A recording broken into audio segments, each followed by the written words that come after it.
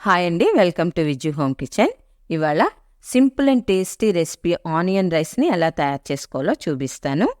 మనకి ఇంట్లో కాయగూరలు లేకపోయినా, లేదా మనకి తక్కువ సమయంలో ఏదైనా టేస్ట్గా తినాలనిపించినా, లంచ్ బాక్సులు క్విక్గా అవ్వాలన్నా ఈ రెసిపీని ట్రై చేయొచ్చండి. ఇప్పుడు దీన్ని ఎలా తయారు చేసుకోవాలో చూపిస్తాను. ఇలా స్టవ్ మీద పాన్ కానీ కళాయి కానీ పెట్టుకొని 10 టేబుల్ స్పూన్స్ ఆయిల్ వేసుకోండి. ఆయిల్ హీట్ అయ్యాక హోల్ గరం మసాలా ఇప్పుడు నేను చూపిస్తున్నాను కదా, వాటిని వేసుకొని ఫ్రై చేసుకోవాలి. మీ దగ్గర ఏవి ఉంటే అవి వేసుకోవచ్చండి. నా దగ్గర ఉన్నవి వేసాను. చక్కగా ఇవి ద్వారగా ఫ్రై చేసుకోవాలి. అలాగే ఒక 3 పట్ట ఆకులను కూడా వేసుకొని ఫ్రై చేసుకోండి. ఫ్లేమ్ మీడియంలో ఉంచుకోండి, లేదంటే స్పైసెస్ పేలుతాయి. చక్కగా ఇలా వేగాక ఒక గుప్పెడు జీడి పలుకులను కూడా వేసుకొని ద్వారగా వేయించుకోవాలి. వేగాయి కదండి, ఇప్పుడు ఒక పెద్ద సైజు ఉల్లిపాయని పొడుగ్గా కట్ చేసి వేసుకోండి. ఈ ఉల్లిపాయలు ఆయిల్లో 50% వరకు వేగిపోవాలి. చక్కగా ఇలా వేగాయి కదా, ఇప్పుడు 1 టీ స్పూను సాల్ట్ వేసుకోండి. సాల్ట్ వేయడం వలన ఉల్లి త్వరగా మగ్గుతుంది. అలాగే మనకి ఆ ఉల్లిపాయలకు సరిపడా సాల్ట్ కూడా వేసినట్టు అవుతుంది. చక్కగా ఇలా వేగాక ఒక 3 పచ్చిమిరపకాయలను కూడా మజ్జిగ కట్ చేసి వేసుకోండి. ఈ పచ్చిమిరపకాయలు, ఉల్లిపాయలు, మనం వేసిన స్పైసెస్ బాగా వేగి మంచి ఆరోమా వస్తున్నప్పుడు ఒక 2 టీ స్పూన్లు అల్లం వెల్లుల్లి పేస్ట్ వేసుకుని పచ్చివాసన లేకుండా ఫ్రై చేసుకోండి. ఫ్రెండ్స్, ఈ లోపు ఈ వీడియోకి ఒక్క లైక్ చేయండి ఫ్రెండ్స్. మీరు లైక్ చేసి చూడడం వలన ఈ వీడియో ఇంకొంచెం మందికి ప్రమోట్ అవుతుంది. ఇప్పుడు అల్లం వెల్లుల్లి వేగింది కదండి, ఇప్పుడు 2 టేబుల్ స్పూన్స్ కర్డ్ వేసుకోండి. కర్డ్లో ఉండే తేమ కూడా ఇంకిపోయి ఆయిల్ పైకి తేలాలి. చక్కగా ఇలా తేలింది కదా, ఇప్పుడు చిటికెడు పసుపు వేసి కలుపుకోండి. ఫ్రెండ్స్, కొత్తగా ఎవరైనా మన ఛానల్లోకి వచ్చి చూస్తున్నట్లయితే సబ్స్క్రైబ్ చేసుకొని చూడండి ఫ్రెండ్స్. చక్కగా చూడండి, అంతా కలిసిపోయింది. ఇప్పుడు రైస్ని యాడ్ చేసుకుందాం.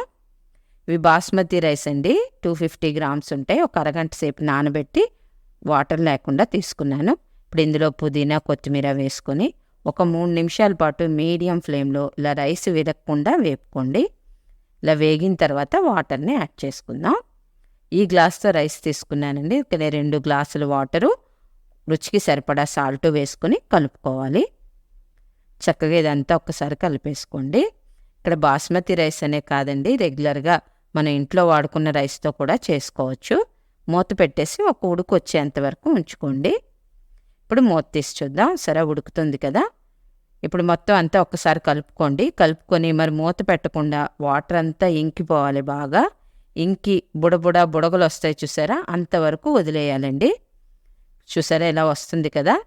ఇప్పుడు మళ్ళీ ఒక్కసారి మొత్తం అంతా కలుపుకోండి. మళ్ళీ కింద ఏమైనా స్పైసెస్ ఏమైనా ఉండిపోయినా కూడా చక్కగా ఇలా కలిపేసుకోవాలి. ఫ్రెండ్స్, మన ఛానల్లో రైస్తో అయితే చాలా ఐటమ్స్ ఉన్నాయండి. టమాటా రైసు, మేతి రైసు, పుదీనా రైసు, బిర్యానీలు, పులావులు చాలా ఉన్నాయి ఫ్రెండ్స్. ఒకసారి వాచ్ చేయండి.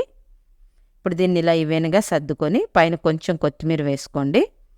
వేసుకొని మూత పెట్టేసి సిమ్లో ఉంచి ఒక 5 నిమిషాలు స్టీమ్ ఇచ్చుకోవాలి. 5 నిమిషాల తర్వాత మూత తీసి 1 టీ స్పూన్ వరకు గరం మసాలా పౌడర్ ఇలా స్ప్రింకిల్ చేసుకొని కలుపుకోండి.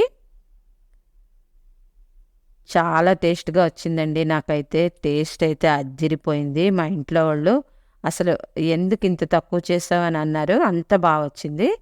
ఇప్పుడు కలిపేసాం కదండి, మూత పెట్టి ఒక 5 నిమిషాలు ఉంచుకొని స్టవ్ బంద్ చేసేసేయండి. ఇప్పుడు మూత తీసి చూద్దాం. సరే, చక్కగా అడుగు అంటుకోకుండా వచ్చింది. అయితే ఇక్కడ నేను నాన్ స్టిక్లో చేశానండి. మీరు స్టీలు, ఇండాలియం దేనిలో చేసినా వాటర్ నేను చెప్పే క్వాంటిటీ వేసుకుంటే మీకు ఇలా పొడి పొడిగా వస్తుంది. ఫ్రెండ్స్, మీకు నచ్చినట్లయితే తప్పకుండా లైక్ చేసి మీ ఫ్రెండ్స్కి, రిలేటివ్స్కి షేర్ చేయండి. అలాగే తప్పకుండా ట్రై చేసి ఎలా వచ్చిందో కామెంట్ చేయండి. కొత్తగా చూస్తున్న వాళ్ళు సబ్స్క్రైబ్ చేసుకొని చూడండి friends. Thank you for watching.